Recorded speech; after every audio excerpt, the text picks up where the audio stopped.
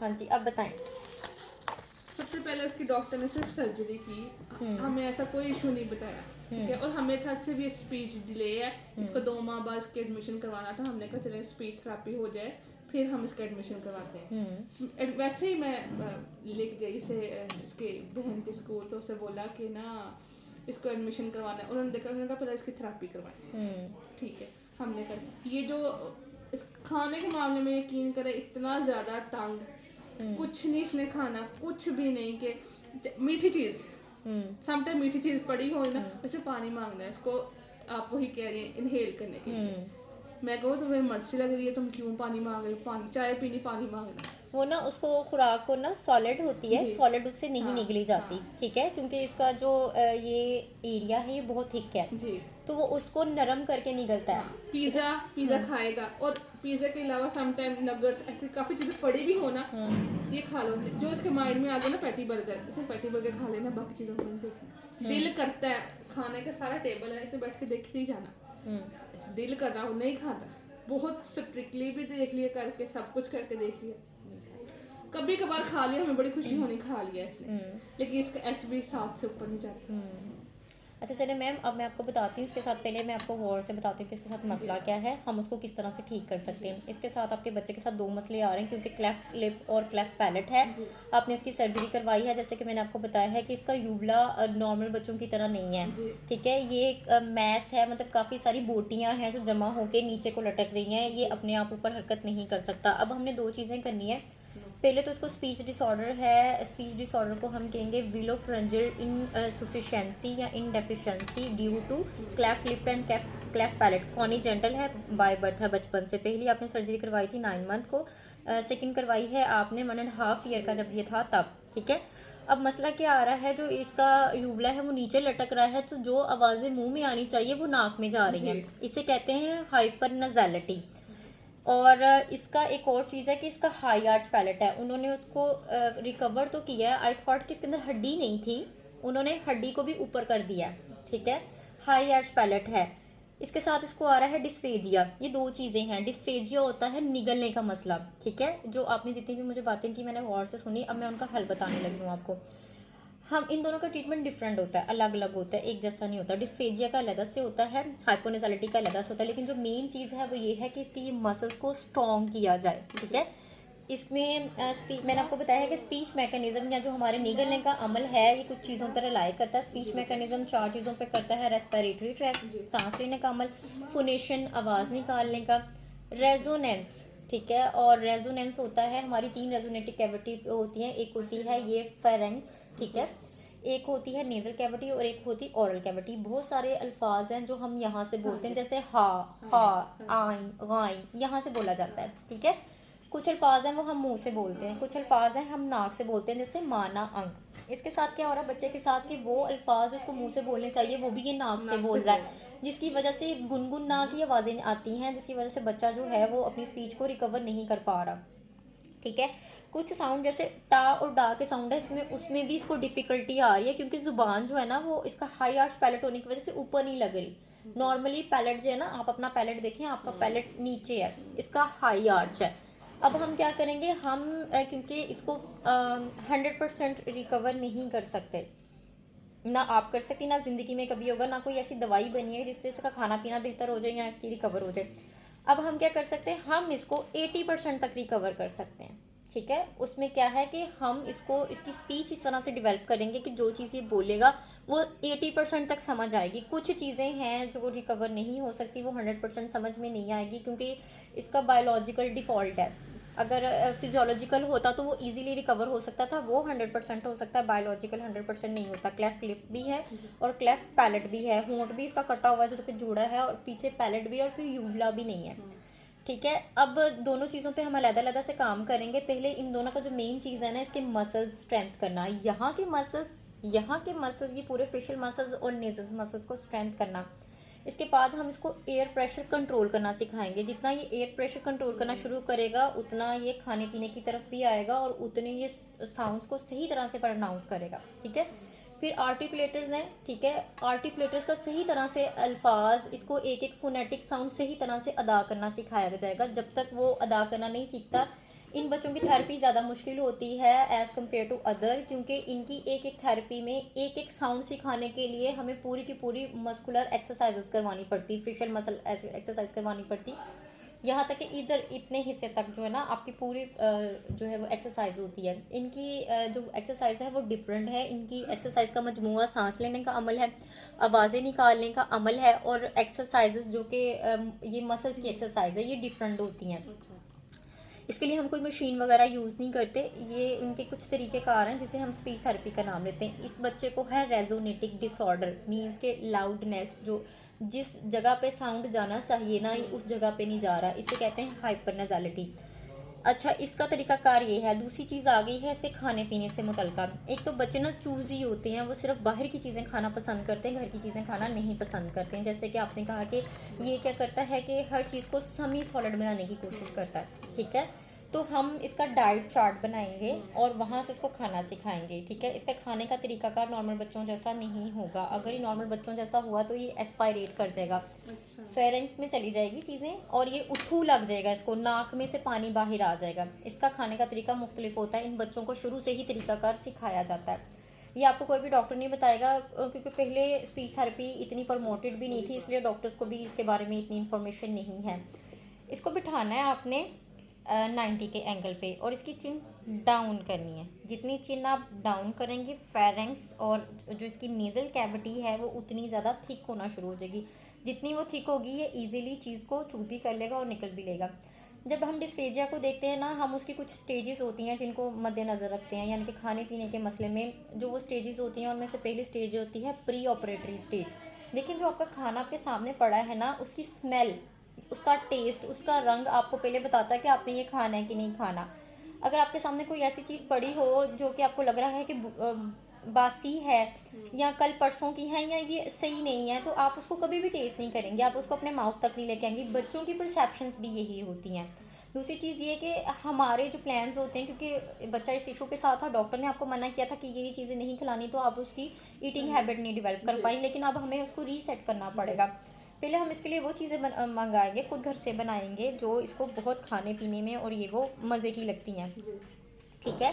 फिर उसके बाद दूसरा जो पार्ट आता है वो ऑपरेटरी ऑरल स्टेज होती है। ये ऑरल डिस्फेजिया तो नहीं, इसको इसकी टंग उस टेस्ट को पसंद कर रही है, इसके टीथ उसको अच्छे से चू कर रहे हैं। देखें, अंडा बनाने के 1000 तरीके हैं। बच्चे को जैसे पसंद है हमने वैसे बनाना, ना कि जैसा हम बनाते हैं वैसा हमने बच्चे को खिलाना है।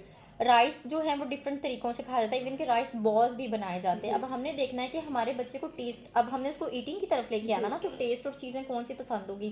पहले हम लिक्विड चीज़ों को इसको सही तरह से पिलाना सिखाएंगे। उसके बाद हम जो है वो सेमी सॉलिड को और देन सॉलिड पे आएंगे। हम डायरेक्ट सॉलिड पे नहीं जाते। कस्टर्ड ना, कस्टर्ड या दूध में अंडा डाल के फेंट के, ये तो नॉर्मल ये ले रहा है, यही तो ले रहा है बस। ये चाय बिस्किट हो नहीं, हम बाकी भी इसकी वही चीज़ें हम बताते हैं, ये इजीली कर लेता है। जैसे ही मैंने आपको कहा, मैंने इसको साबूदाना उसमें ऐड किया, कस्टर्ड में ऐड किया थोड़ा थिक फॉर्म में, कि इसका पेट भर आ जाए, वो वहाँ पे उसने छोड़ उसको दिया। टेस्ट नहीं अच्छा लगा ना, इसने इसलिए छोड़ दिया। अब हम इसको देखें, हर चीज़ जो होती है ना, मतलब उसको एक टेस्ट लाइक लगा, उसने वो लिया, बच्चे को टेस्ट नहीं पसंद आया, उसने छोड़ दिया, ठीक है। ये मैंने यही बताया है प्री ऑपरेटरी स्टेज, और फिर इसके बाद है ऑपरेटरी स्टेज, फिर होता है एसोफेजियल डिस्फेजिया, मतलब आपने उसको निगला। नहीं, आप जैसे कह रही हैं, इसको ये 2 इश्यूज हैं। आप 80% अगर जब ये सॉल्व होते हैं तो नॉर्मल लाइफ में आ जाएगा। हाँ, लेकिन ना देखें, इसका पैटर्न डिफरेंट होगा। ये हमारी तरह खाना नहीं खाएगा, ठीक है। इसका पैटर्न डिफरेंट होगा, इसका स्पून डिफरेंट होगा,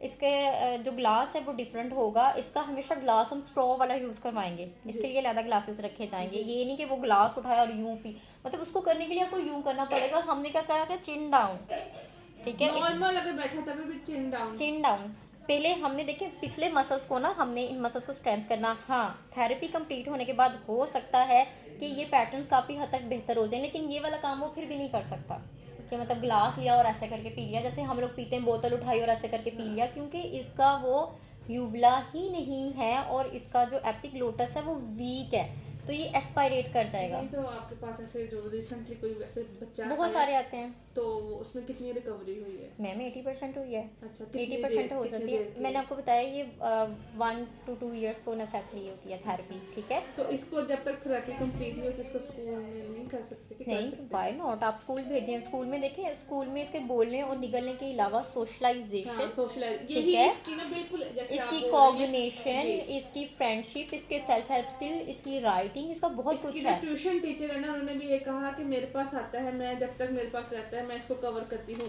ऐसे कि वो खाने से रिलेटेड भी आपको ये खाने का दिल कर रहा है ऐसे भी कर रही है थोड़ा माशाल्लाह काफ़ी। ये तो बिल्कुल ऐसे था कि बुक्स फेंकता था, अब माशाल्लाह बैठ के पढ़ता है, उसने वाइट बोर्ड किया है। वो ये भी यही कह रहे थे कि इसको आप स्कूल की तरफ लेके आए ताकि ये सोशलाइजिंग करे, इसमें और भी चीज़ें ऐड हों, ठीक है। लेकिन जो स्कूल टीचर है वो कहती है इसके पहले थोड़े से ना ब्रेन ग्रोथ हम उसको लिख देते हैं, हाँ ठीक नहीं है। माशाल्लाह इंटेलिजेंट है। हम नहीं, हम उसको, मैम इंटेलिजेंसी की बात नहीं होती, बच्चे के ना लेवल होते हैं, उसने अपनी एज के हिसाब से उन चीज़ों को सीखना होता जी, है। जी। बच्चा फिर वो चीज़ें नहीं सीख पाता, जी, ठीक है, क्योंकि इसकी एज है, इसको हाँ, सीखना है, इसको हाँ, स्कूल जाना है, ये जी, इसकी एज है। जी, अब उसकी एक डिसेबिलिटी उसकी बाकी चीज़ों पे हावी नहीं जी। हो सकती। हम स्कूल को लेटर दे देते हैं कि हमने इसकी थेरेपी स्टार्ट कर दी है, हाँ, काइंडली जी, आप जी, स्पीच से हट के रिटर्न वर्क और बाकी चीज़ों को लेके चलें, जी। ठीक है। जो आपका स्पीच का पैटर्न है वो हम देखेंगे। जी। कोई बात नहीं, अगर स्कूल में ये 2 साल, एक क्लास में 2 साल भी लगा अब लेता मैं है। थोड़ा सा ये करेंगी नर्स। अब मेरा माइंड था जिस तरह मेरी बेटी प्ले में नहीं गई, डायरेक्ट नर्सरी में गई है,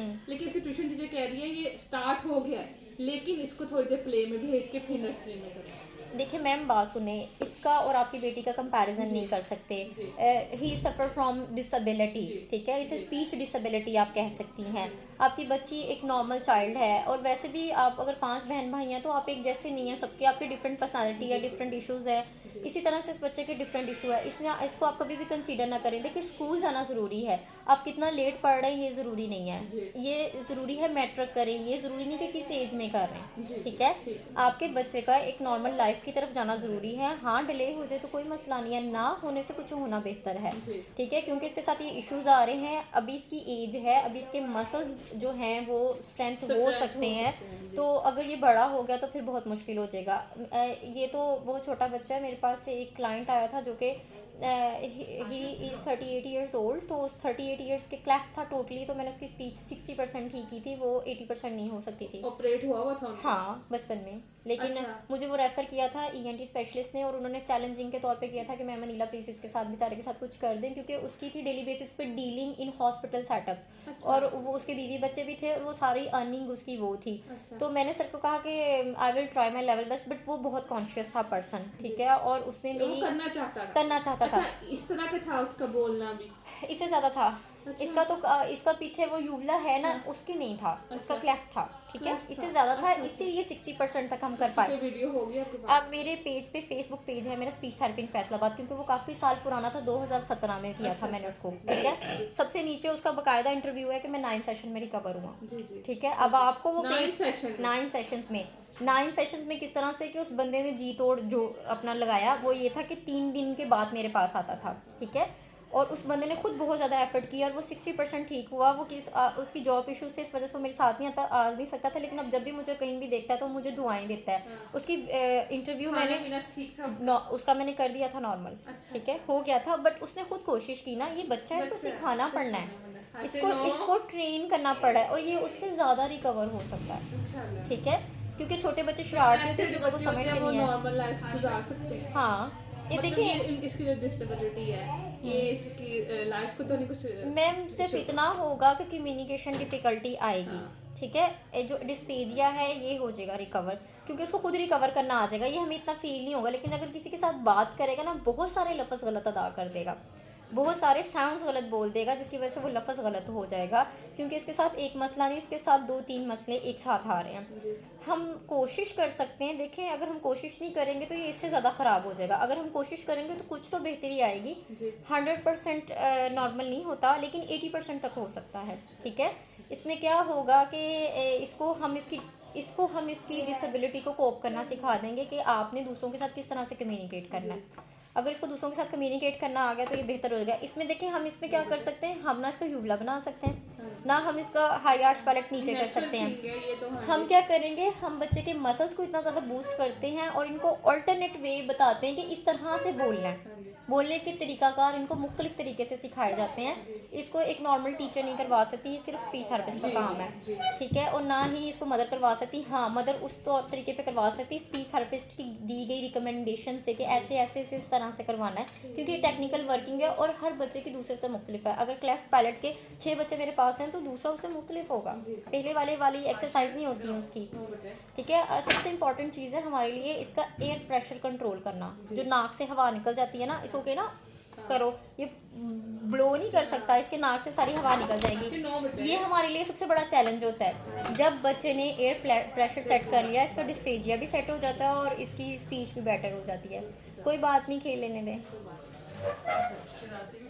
बहुत शरारती। आंटी यहाँ पे सारे ही बच्चे शरारती आते हैं, कोई ऐसा नहीं है जो इससे भी ज़्यादा शरारती हैं, लेकिन हमने डिसिप्लिन के साथ उनको बैठना, खाना, उठना, हर चीज़ सिखाई है। अच्छा, आप इसकी फिजिकल क्लासेस कितनी? मैम फिज़िकल क्लासेस इसकी जो हैं इसी तरह से होंगी जैसे स्कूल में होती हैं, जी।